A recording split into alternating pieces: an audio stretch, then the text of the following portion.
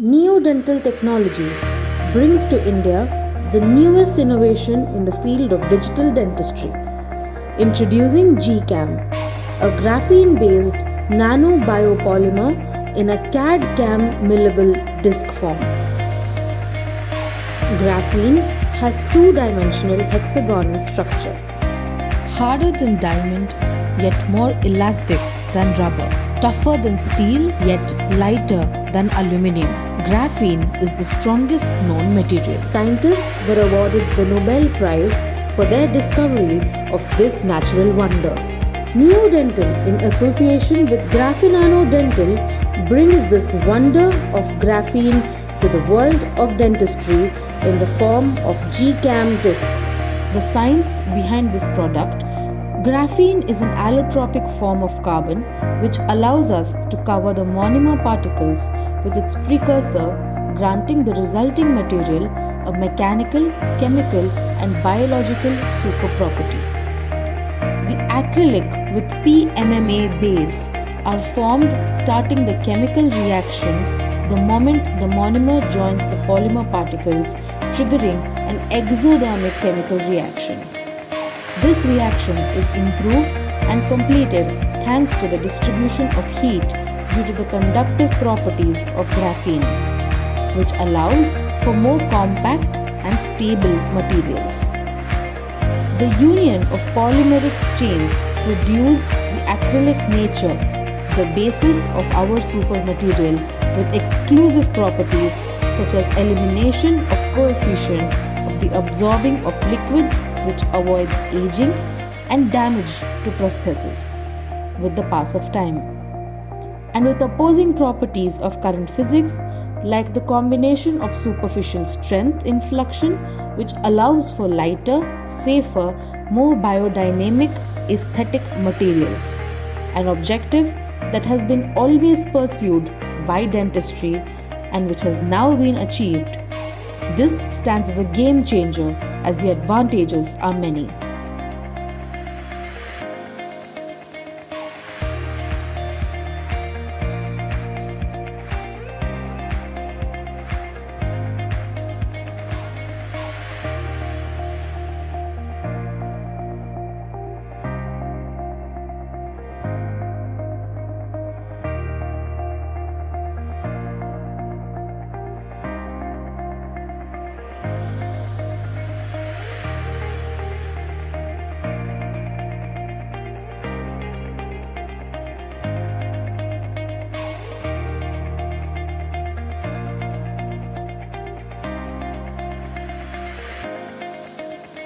GCAM discs are exceptional products that will bring wonderful change to the way dental health is perceived.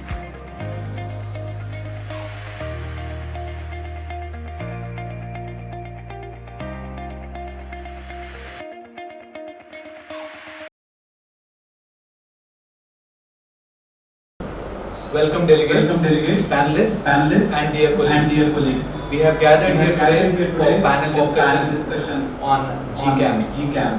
Before going ahead, let me introduce myself. I am Dr. Harish Tinetti, Oral and Maxillofacial Surgeon, Joint Secretary for Association Maxillofacial Surgery of India, Telangana State.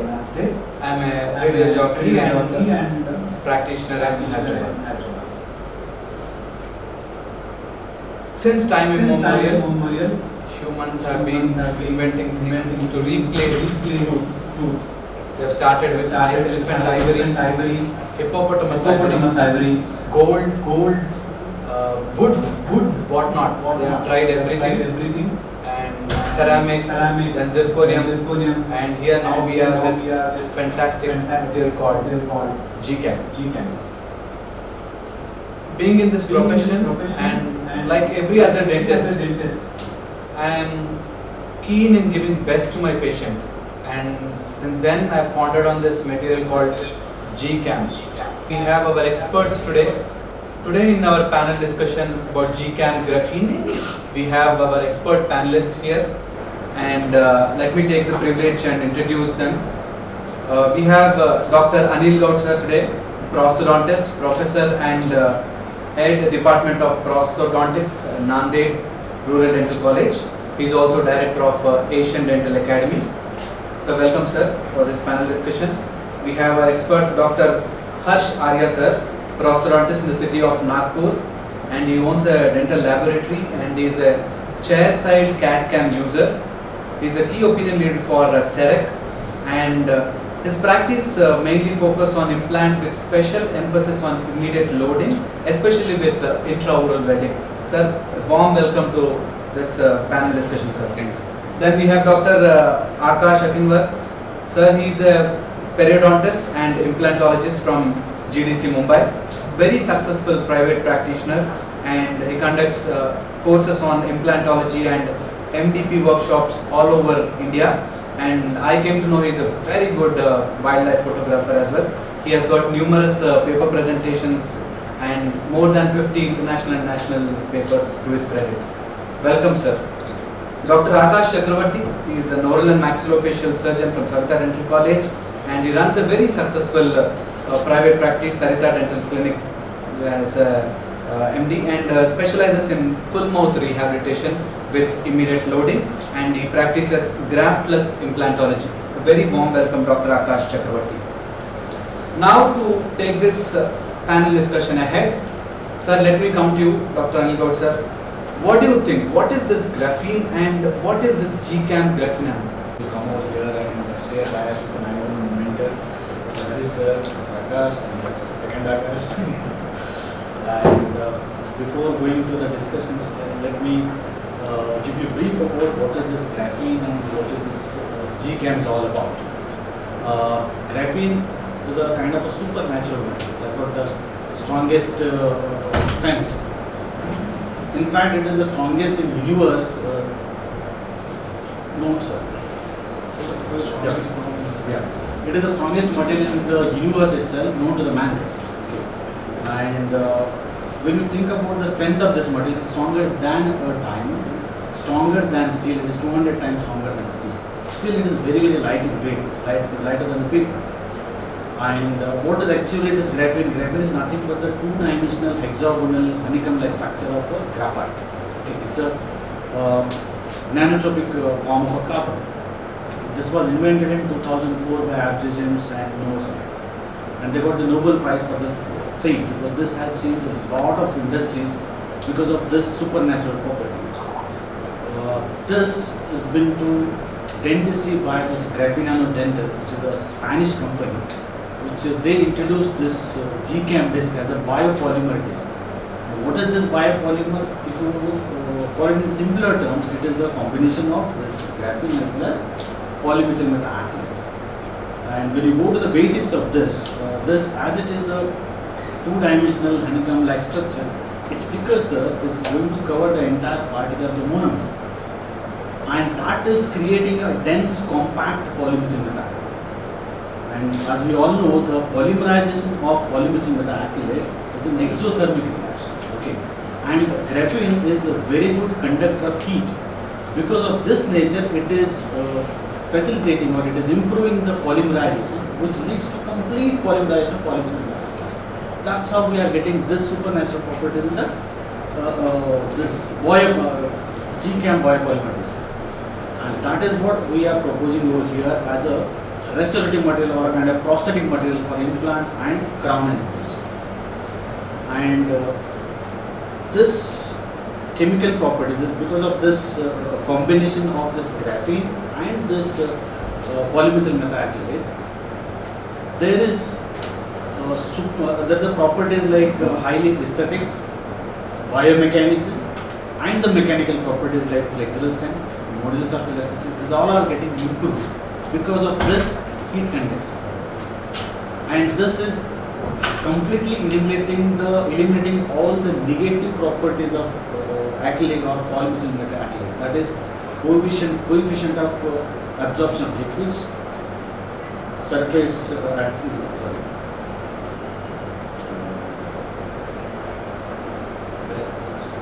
wear resistance, and flexural strength and modulus of elasticity, and water absorption.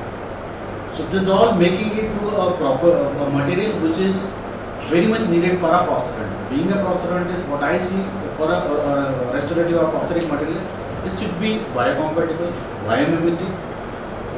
It should have some kind of a flexibility and as well as the strength, and it should be color stable. That's all thing I can see in this GCAM. So that's why we are proposing this as a kind of a game changer material for the implant and prosthetic industry. To summarize your point, sir, you've been mentioning GCAM graphene as a lightweight material and it's a good shock absorbing capacity, aesthetics and bacteriostatism. Thank you so much for that insight, sir.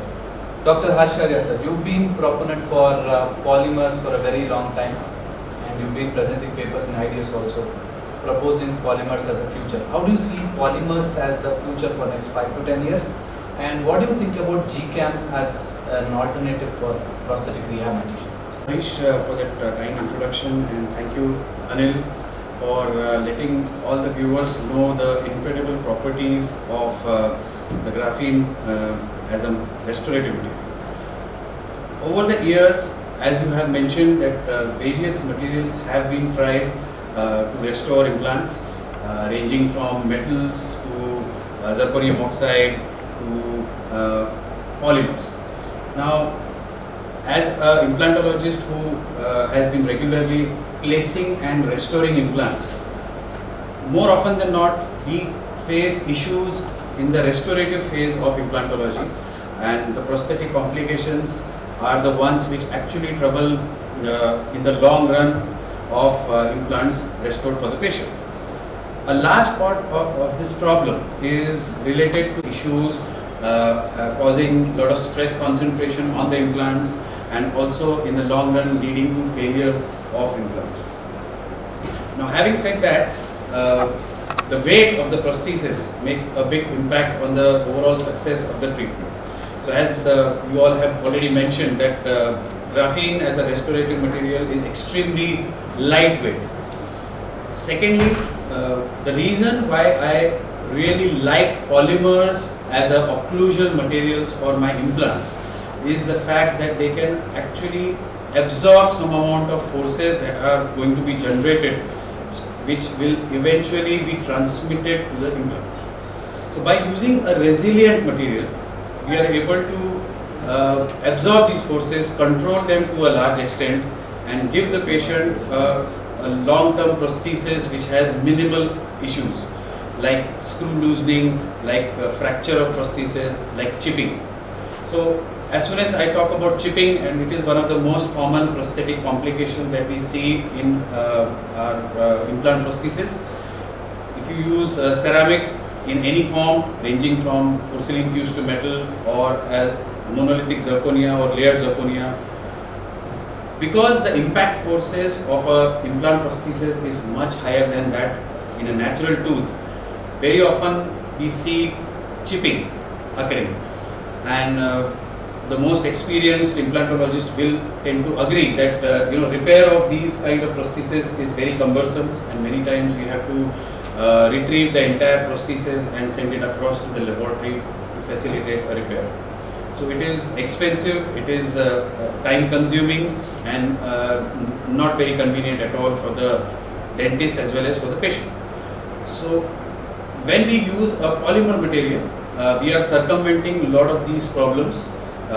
We have a prosthesis which is light in weight to begin with. It allows a lot of flexion and it allows absorption of forces. And thirdly, in an event of a minor fracture, chipping or discontinuity, it can very easily be repaired chairside in the clinic by the dentist himself or herself. So that to me is a great facility that this material allows us to implement.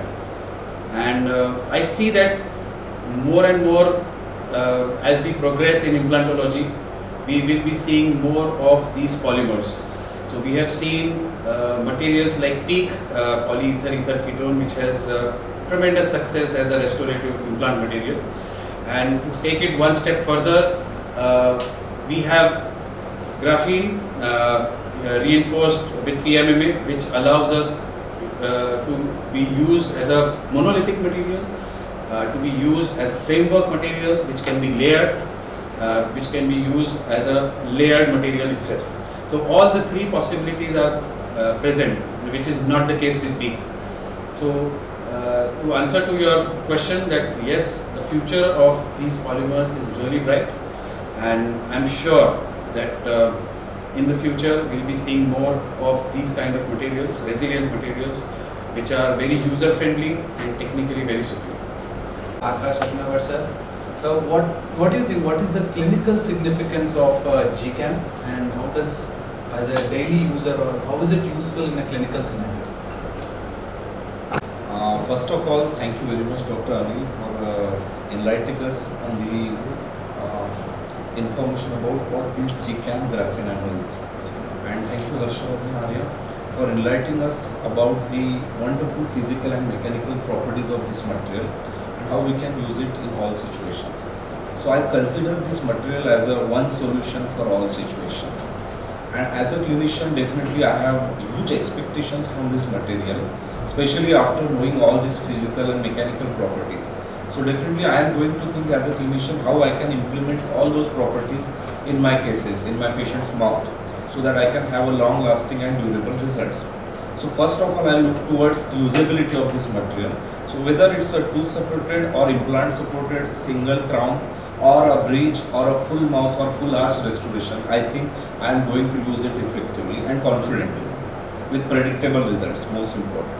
Second important property which I am looking towards is modulus of elasticity of this material, which we are looking for since many years in implant restoration, because as Harshavardhan has also effectively mentioned that in implant cases big problem is not till we load the implant but after loading it. So after loading problems, the mechanical complications are tremendous, which we can, I think, reduce effectively by using this magical material, as it has a lot of wonderful properties, and as it, I hope that it will take care of stress effectively. And I have been talking about stress in my workshops consistently since last 7 years through a topic of implant overloading, as it has broken many wonderful cases in patients' mouth.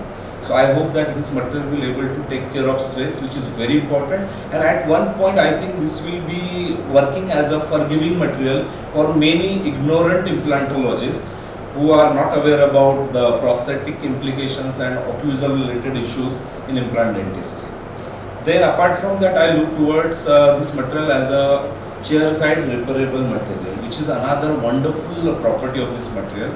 As Harshavardhan also mentioned rightly, that if I have a ceramic restoration or zirconia, I cannot repair it chair side. It's almost impossible.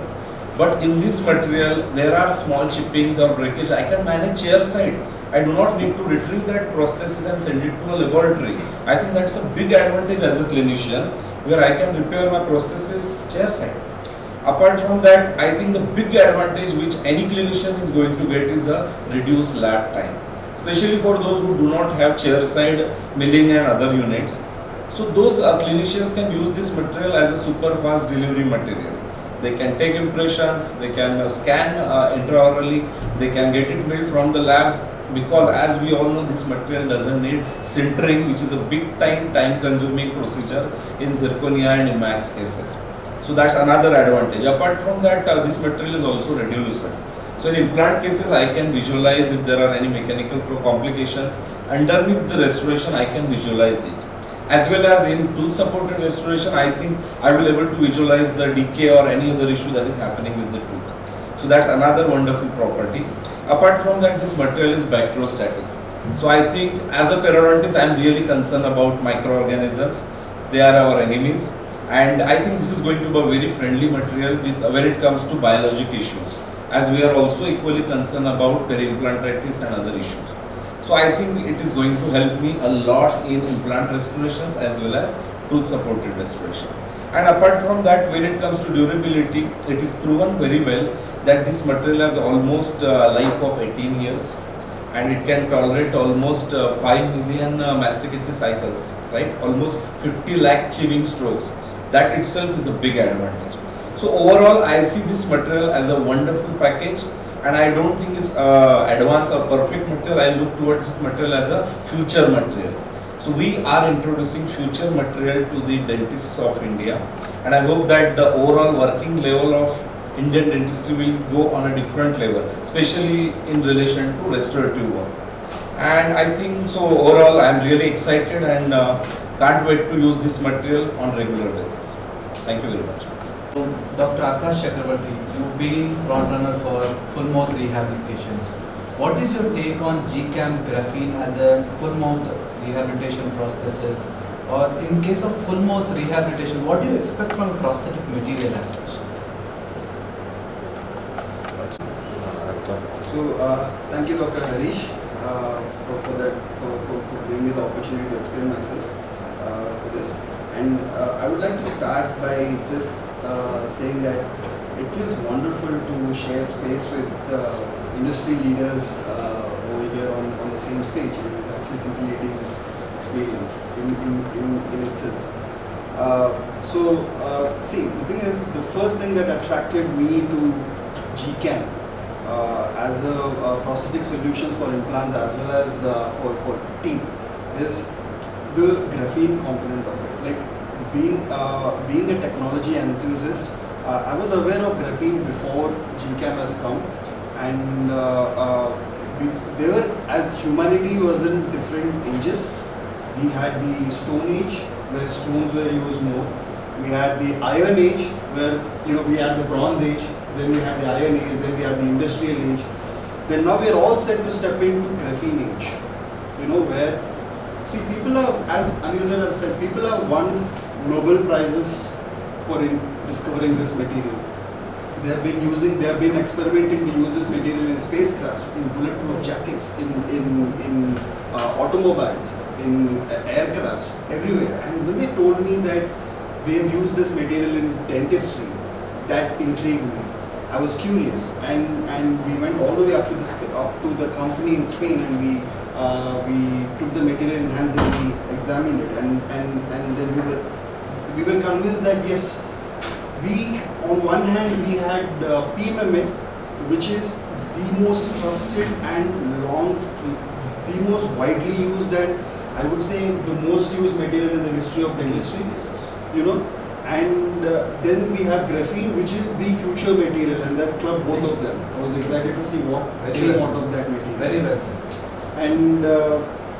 And then we started using it and let's go through the numbers. I mean, we have had quite a bit of numbers given by the previous speakers. All the numbers are in line with a material which can be used as an immediate loading material, which can be processed fast and used as an immediate loading material, and takes you through towards intermediate and long-term prosthesis. For example, for immediate loading, we always go for PMMA because you want that shock absorbing material, and you want material to take all the forces and implants to be safe. And you want for your long term, for intermediate you have a different material. For long term you have a different material. You want a material which doesn't stain. You want a material which has the retains its shine and retains its polishing, retains its polish for a longer duration. So here we have a material which will take you through all of these steps and can be used as a monolithic material. Is compatible with many other materials. Works with different materials. So very intriguing material. Now we have a material which can be put in different scenarios, and it is a tool, and what we do with it also, it's up to us what we do with it. So when you talk about modulus of elasticity, it is 3200 megapascals, right? Which is amazing when it comes for immediate loading of implants, right? So when you talk about implants, as previously said, natural teeth have periodontal ligament. Natural teeth have that shock absorbing action inbuilt. So implants don't have that. Now when you want a successful long-term restoration, long-term rehabilitation, you should always go with nature. You can't go against nature. You're trying to do something nature has done for 400 million years, and now you say no shock absorption. You're getting a titanium implant, titanium abutment, zirconia crown. And where are all the forces going? all the forces are going towards implants dissipated into the bone, and you have osteoclastic activity. Or if not that, as many of them said, if not that, you could have many other things like screw breakages. You could have many other things like chip-offs. All of them are an inconvenience for your patients. Like, yeah, their implants might be safe, but it is not good when the patient has to come all the way back for a chip-off or for a breakage or for loosening of processes or things like that. So this is where it was very useful in my experience, where I was very comfortable after giving the processes to the patient. Patient was extremely comfortable using it without any major problems. You know, when it comes to the weight of the prosthesis, mandible, as all of you know, is like a hammer which hits the maxilla, right? And when you momentum, right?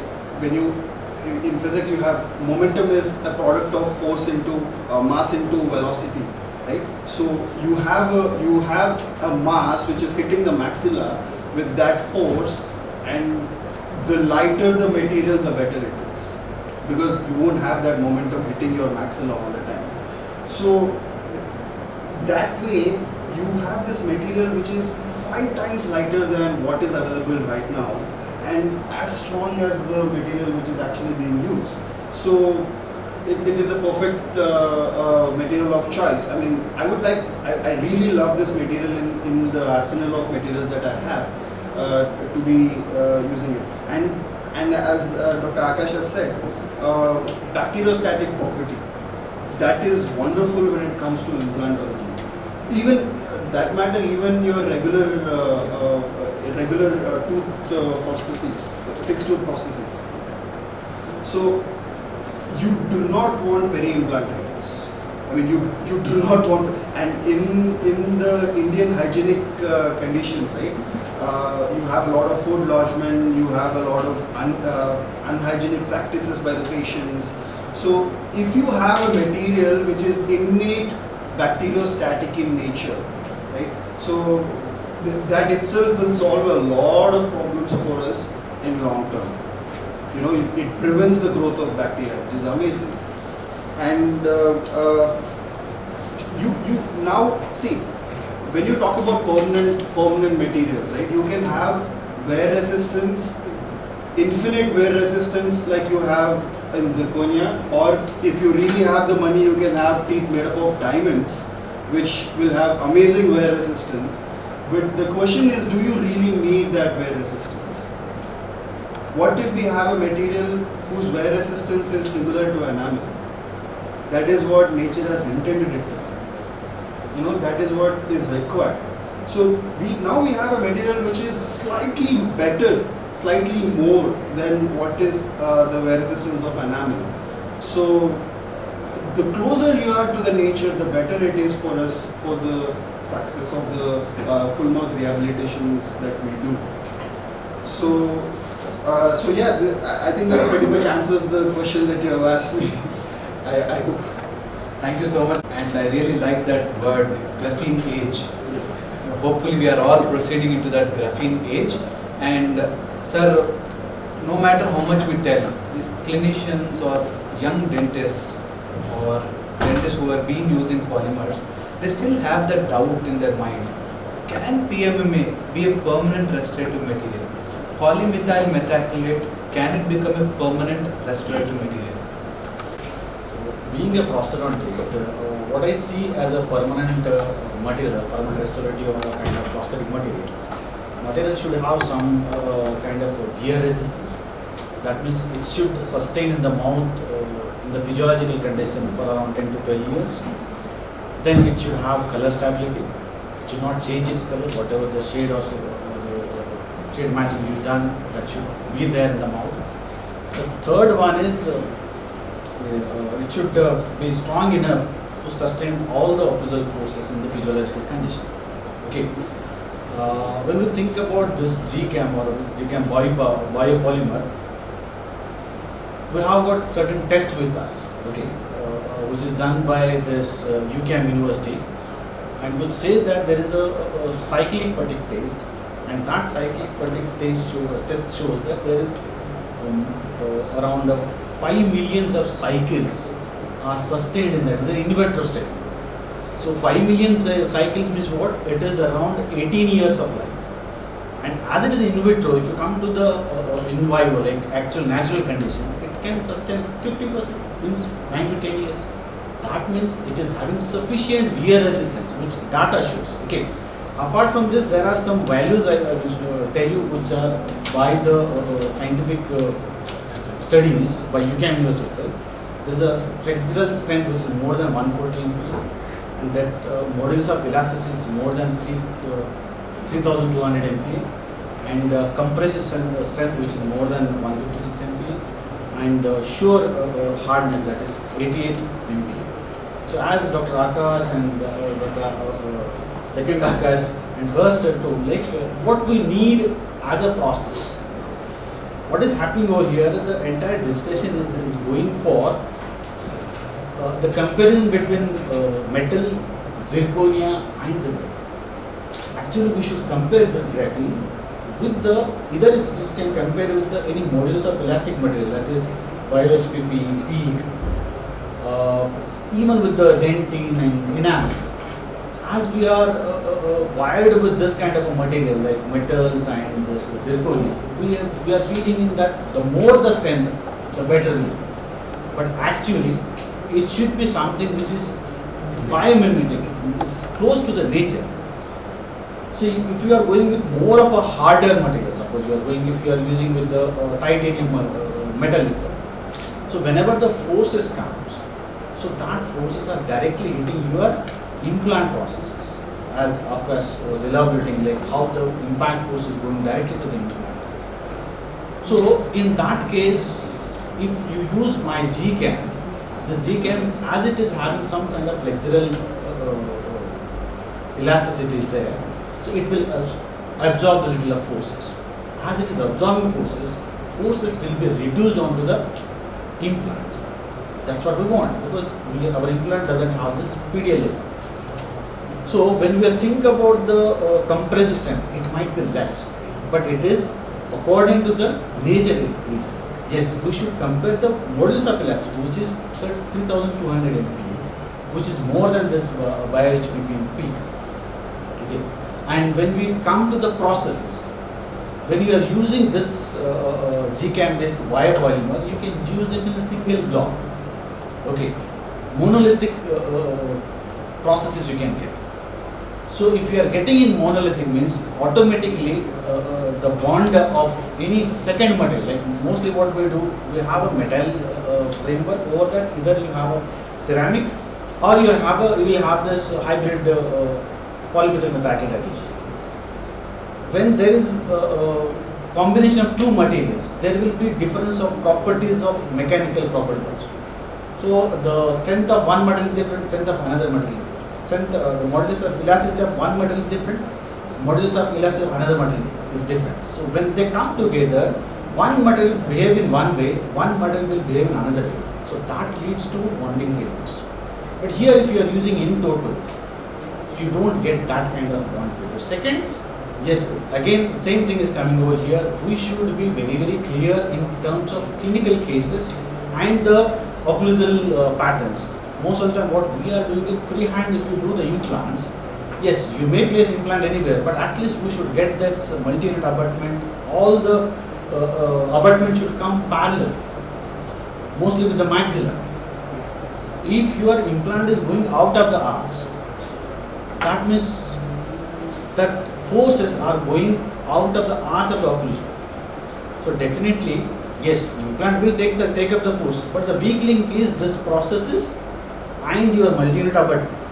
There it may fracture. So when you are think about the permanent restoration, yes, it is a permanent restoration, but we have to think twice what case you are selecting, how you are giving the processing occlusal pattern. Thank you so much, Dr. Anil Gaud sir, for that insight. Dr. Harsh Arya sir, as a layman, as a moderator today, I will put a lay dentist question to you. What are the parameters what we see when we are preparing for a crown or a bridge? Not all dentists wanted to use this on an implant right away. So what are the basic parameters what we consider in this?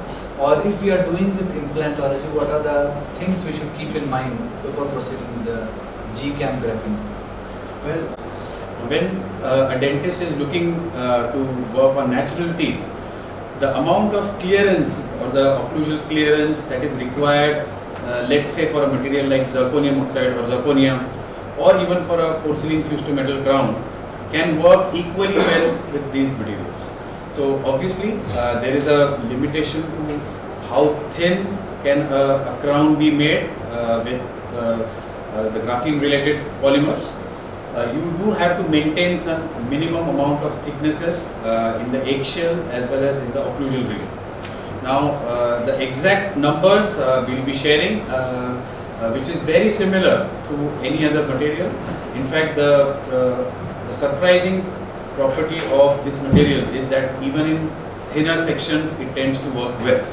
But as you rightly mentioned, that for a lay person, we are in the process of giving specific guidelines for the dentists who plan to use this material on natural teeth as well as implants, and for dental laboratories in the protocol that they have to follow for utilizing these discs or making implant frameworks.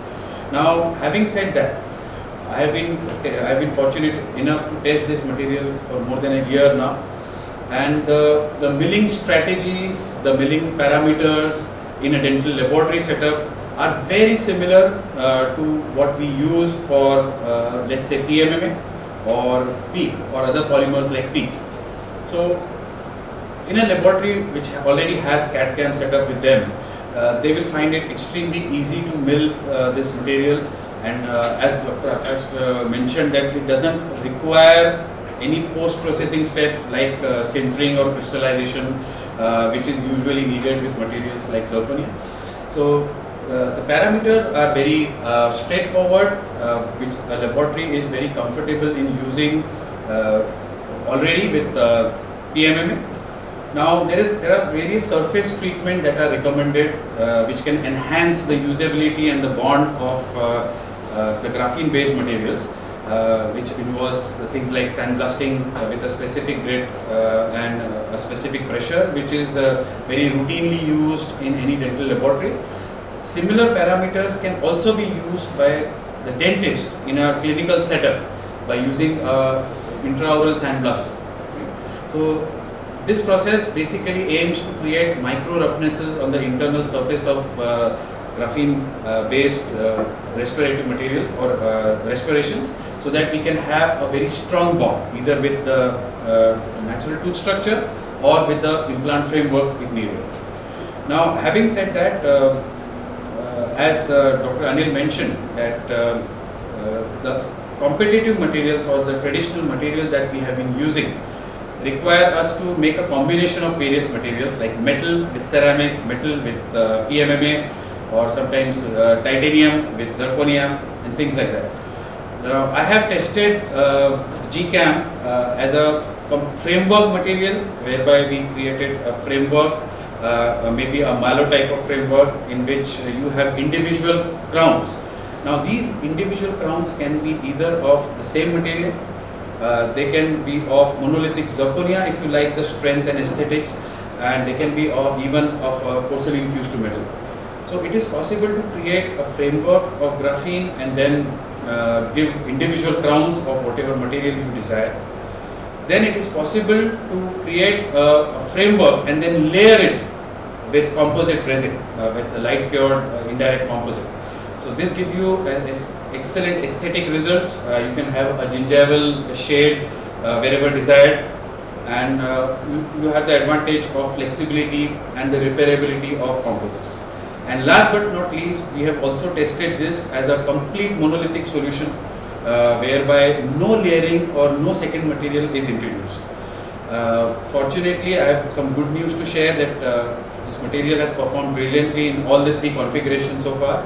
Yes, there are certain limitations which, like any other material, this also has. So, whenever you are thinking of giving large cantilevers, and whenever you are planning to give a very thin prosthesis with limited restorative space, you have to be very careful, right? So we are going to share the parameters for the same, and regarding the limitations, I am sure other speakers are going to talk about that.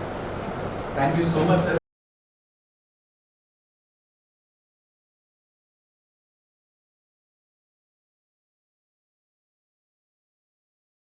We talk about composites. There is this norm in people's mind that composites staying over a period of time. So what is your take on lab composites, and is there any protocol for composites or composite on GCAM? Do you think staining is really a problem in this? When we use a polymer or a composite in a clinical scenario over a period of time, due to the exposure to various food products, due to the harsh environment that oral cavity presents, we do find that composite discolors over a period of time, and it requires some amount of polishing and enhancement every few months. But having said that, in the recent past, the quality of composites that has been used in the laboratory has increased tremendously.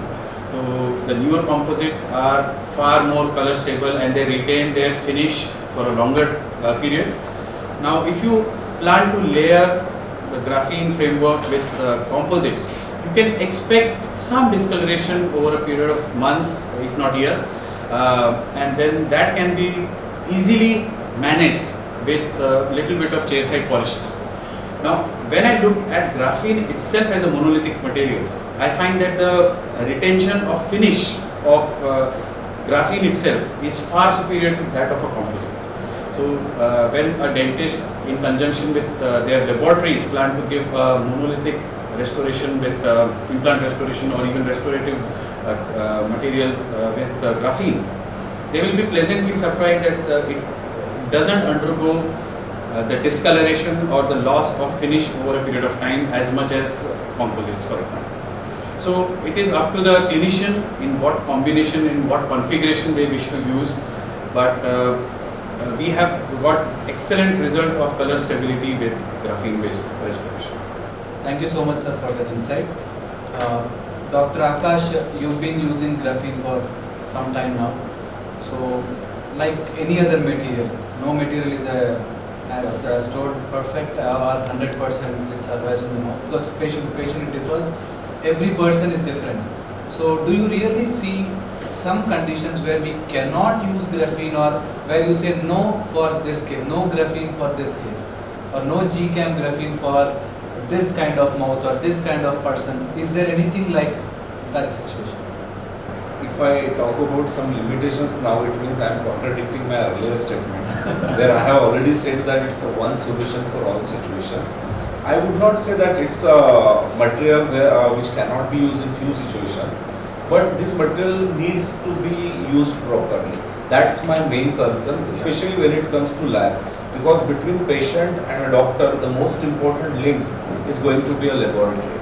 So I think there are chances of few mistakes that can happen by lab, as well as a practicing dentist who is going to place implant. As Dr. Anil said, implant placement needs to be done properly.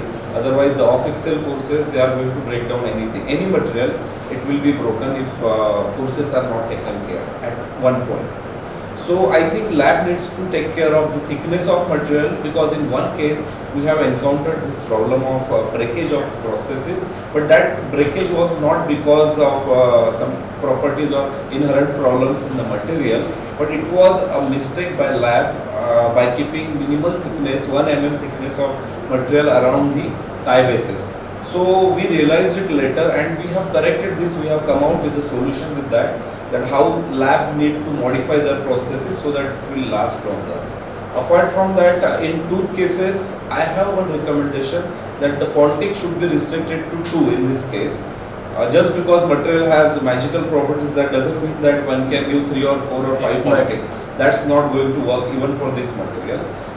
1 or 2 Pontic is what we are recommending for this material. So apart from that, I don't find any limitations as such. Thank you so much, Dr. Akash.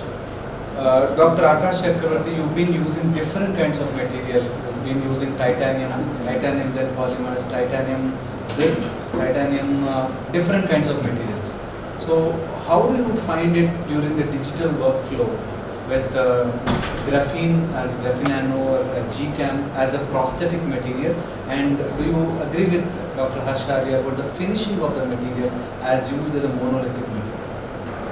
So yes, Dr. Hari, that is correct. That I've been using a lot of materials. I've done gold chromium, I've done titanium, I've worked with zirconia, I've worked with lithium disilicates, feldspathic ceramics, a lot of materials.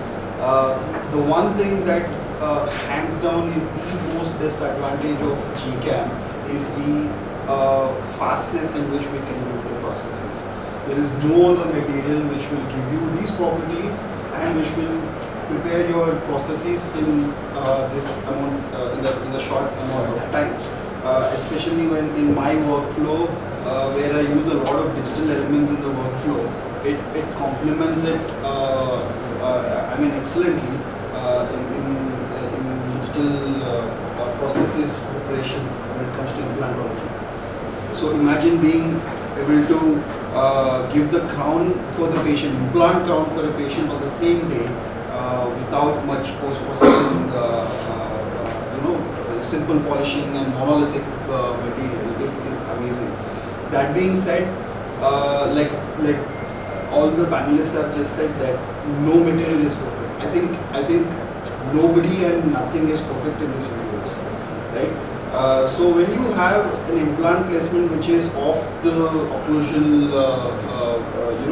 plane, and in those scenarios I wouldn't recommend this material simply because of the stresses that unnatural stresses that it encounters. In those scenarios, I would mix it along with titanium and other more stable materials. Other than that, maybe compressive strength. When you talk about compressive strength wise, you would say that it has very low compressive strength. What do you say about it? But then, do we really need such high compressive strengths in oral cavity? Like our bite force itself is 100 megapascals. Now, when you talk about zirconia offering 900 megapascals, do we really need 900 megapascals? Are we chewing diamonds? No. So, for regular usage, for regular purposes, I would say 150-200 megapascals is more than enough. And we should understand something, that all the materials that are given to us are merely tools that we work with. And any tool, the world's best tool, is nothing without the man behind that tool, right? GCAM is a wonderful tool, but without the doctor, you need to know how to use this material in different scenarios. You need to understand that every material has its own limitations and should not be exceeded those limitations. As long as we are in the prescribed parameters and prescribed limitations, we are all good. Polish. Yes. So another important factor when I spoke about immediate rehabilitation, right? You have a material which does not need much post-processing in terms of polishing as well. And boy does it retain its polishing even after years of usage. I have been using this material for 2 years by now. My oldest patient is 2 years, and even now the surface looks exactly the same, given the good hygienic practices the patient follows. So yeah, it's wonderful being using this material in my arsenal of materials. Thank you so much, Dr. Akash Chakravarti, for that insight. To summarize your point, it is a wonderful material in right hands. To direct a question to you, Dr. Anil Gaud sir, what about the high point adjustments? Because as it is a PMMA coated with graphene, so in case of a high point adjustment, is there any protocol we follow to maintain the integrity of the material, and what is the luting protocol you suggest? When we're coming toward this polishing and finishing and high point adjustment, before that I want to address certain key takeaway points, because in this discussion, so there are few points a clinician should know. It's like as the first question was like whether it is permanent or not. If you consider this material as a biomimetic materials, we should understand this has got some limitations. Okay, we should know the material properties properly, and we should know the typical thickness kind of a thing, or a kind of amount of preparation needed for the crown and bridge. Okay, the amount of clearance needed for the crown. These all things are important for us.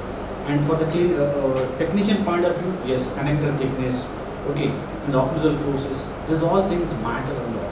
To summarize this, there are 3-4 points I want to discuss. The first one is a cantilever. Okay, so when you are going to give a full mouth implant processes, don't extend your cantilever more than 10 mm in any case. Okay, and second thing, yes, clinical scenarios are there. In that, whatever is accepted. But as per the protocol of the company, what I am suggesting is don't go more than 10 mm as a cantilever in all on 4 cases or all on 6 cases. Second is regarding crown and bridge. We can give 1 or 2 Pontics, but when you are giving this kind of a crown and bridge, see to that how much is the connector thickness.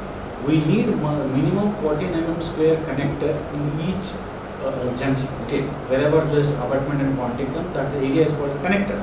That connector should be 14 mm square minimum. Okay, and in case if you have a case where the artisan is there, where your clinical crown is less, in that case what you can do is you can increase the thickness on the lingual side, or you can avoid the lingual embrasures, or you can add little material on the lingual side. Okay, rather than giving more of a, so that connector thickness should be minimum 14 mm square in each connector level. And doing this I think we finished this one. Second, third one is off the plane. We are not supposed to give monolithic full mouth graphene in cases of all-on 4 or all-on 6 implant, where implants are coming little offset of your occlusal plane. If your implant or abutment is coming little out of the occlusal plane, in that case you can reinforce it with the metal. Either it can be a titanium, it can be a copper, and over that you can add on this jigging.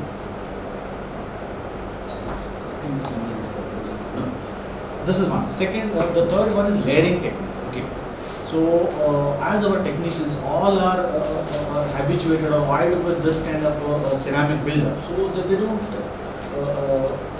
easily come toward this composite buildup. As a clinician, composite buildup is easy for us, but for a technician who has been trained for ceramic buildup, for them it takes little time for layering. For that, you need to have little patience to understand how to go with the layering and all. And if you understand that layering, this is one of the beautiful material to get the aesthetics. Then the fifth factor, what he asked about the high point adjustment. High point adjustments, my strong recommendation over here is never ever use this aerotor bus, because we are used for this kind of techniques. Mostly we go with the metal ceramic or zirconia, where we take this zirconia burr and this aerotor burr and try to reduce it. That should not be done with this graphene. Here we have to follow the protocols what we follow for the composites. Use this composite polishing and finishing burrs. Finishing burrs are supposed to be used for this high point adjustment, and finishing burrs for the polishing. Polishing burrs for the polishing. And before you go switch on to the final polishing, any carbon marks or some imprints are there, clear it with this acetone or ethyl alcohol, then proceed with the polishing protocol. Simple, like with the normal micro motor, you just use this cotton buff, and if at all you have this polishing disc, use that polishing cake and go on polishing that. That is enough. If at all you have this glaze and all, don't use the glazing directly in the patient's mouth. If you want to use optic glaze kind of a thing, better to send it to the lab, let them do it, because this can be a detrimental and it can attract discoloration. I think I answered this high point adjustment question. And coming to the luting or a kind of cementation of the processes. Luting protocols we should follow with this dual cure composite protocols only, and we are not recommending for GIC luting. we are strongly for this dual cure composite resins. In this, the protocol is simple, like there is little controversy over there whether to use this hydrofluoric acid or not. Rest all the principles what we follow for the normal luting of Emax, the same things are followed over here. One thing we have to adjust, understand over here is your GCAM crown or graphene crown has to be sandblasted by 50 micron materials. Then clean it with this ethyl alcohol. Then go for the luting protocol what we follow with the Emax. Anything you want to add on to this for luting? This is a polymer material, so there is not any great advantage of using acids to treat the internal surface because it doesn't have silica. So using a hydrofluoric acid becomes redundant procedure, and we are going to avoid the use of caustic chemicals anyway, which is an advantage I feel over something like lithium disilicate or those kind of or feldspathic ceramic, for example. Because it is a strong material, we need to create some microscopic porosities on the internal surface of the restoration so that it can help achieve bonding, a strong bond with the substrate. So as Dr. Anil already mentioned that it is highly recommended to use sandblasting, whether it is in the laboratory or whether it is chair sand. Right? So using 50 to 80 microns of sand at pressure which is slightly less than 2 bars will suffice, and you have to take care that you do not apply the sandblasting process on the margins, be clear of the margins so that we don't damage the margins. Also, after the sandblasting process, as Anil mentioned, we clean it thoroughly, wash it with water and then with alcohol. After this, it is recommended to apply a polymer primer, and these are materials which help to enhance the bond between polymers and the substrate. So usually they come as they are presented as a liquid, and it is painted on the sandblasted surface and light cure. So now once we do that, the substrate is really primed to be bonded to whatever, whether it's a natural tooth or an implant restoration. So this is the kind of treatment of the restoration that we recommend. And as far as the substrate is concerned, if it is a natural tooth, we will recommend etching it with phosphoric acid and applying a bonding agent as we do for bonding any composites.